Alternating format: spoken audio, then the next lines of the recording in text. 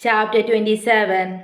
And when it was determined that we should sail into Italy, they delivered Paul and certain other prisoners unto one named Julius, a centurion of Augustus' band.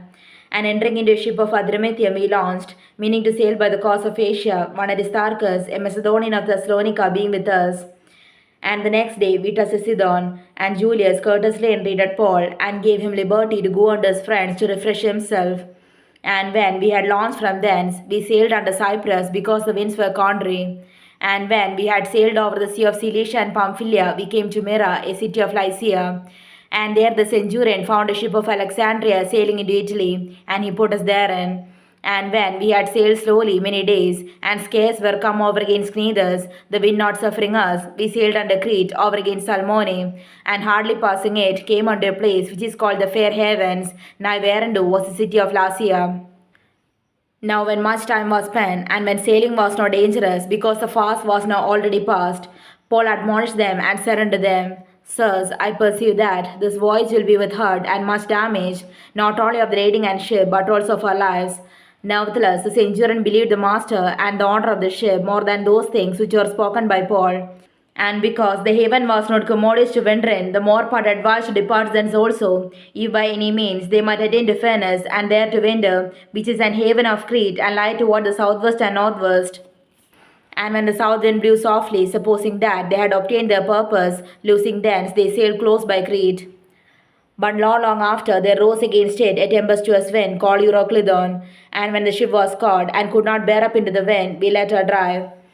And running under a certain island, which is called Clauda, we had much work to come by the board, which, when they are taken up, they use helps, undergirding the ship, and fearing lest they should fall to the quicksand, strake sail, and so were driven. And we being exceedingly tossed with the tempest, the next day they lightened the ship. And the third day we cast out with our own hands the tackling of the ship. And when neither sun nor stars in many days appeared, and no small tempest lay on us, all hope that we should be saved was then taken away. But after long abstinence, Paul stood forth in the midst of them and said, Sirs, ye should have hearkened unto me, and not have loosed from Crete, and to have gained this time and loss. And now I exhort you to be of good cheer, for there shall be no loss of any man's life among you, but of the ship. For there stood by me this night the angel of God, whose I am and whom I serve, saying, Fear not, Paul, thou must be brought before Caesar, and lo, God hath given thee all them that sail with thee. Wherefore, sirs, be of good cheer, for I believe God that it shall be even as it was told me. Howbeit, we must be cast upon a certain island. But when the 14th night was come, as we were driven up and down in Adria, about midnight, the shipmen deemed that they drew near to some country, and sounded, and found it 20 fathoms. And when they had gone a little further, they sounded again, and found it 15 fathoms. Then, fearing lest we should have fallen upon rocks, they cast 4 anchors out of the stern, and wished for the day. And as the shipmen were about to flee out of the ship, when they let down the boat into the sea, under colour, as though they would have cast anchors out of the foreship, Paul said to the centurion and to the soldiers, Except these abide in the ship, ye cannot be saved. Then the soldiers cut off the ropes of the boat, and let her fall off. And while the day was coming on, Paul besought them all to take meat, saying, This day is the 14th day that ye have tarried and continued fasting, having taken nothing. Wherefore I pray you to take some meat, for this is for your health, for there shall not an hair fall from the head of any of you. And when he had thus spoken, he took bread, and gave thanks to God in presence of them all. And when he had broken it, he began to eat.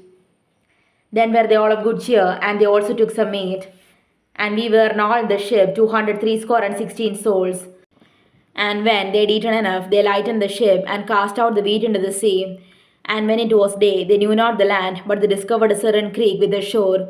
And to the west they were minded, if it were possible, to thrust in the ship.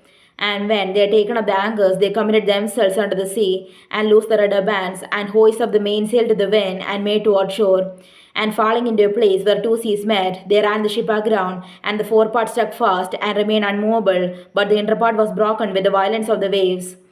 And the soldiers' counsel was to kill the prisoners, lest any of them should swim out and escape.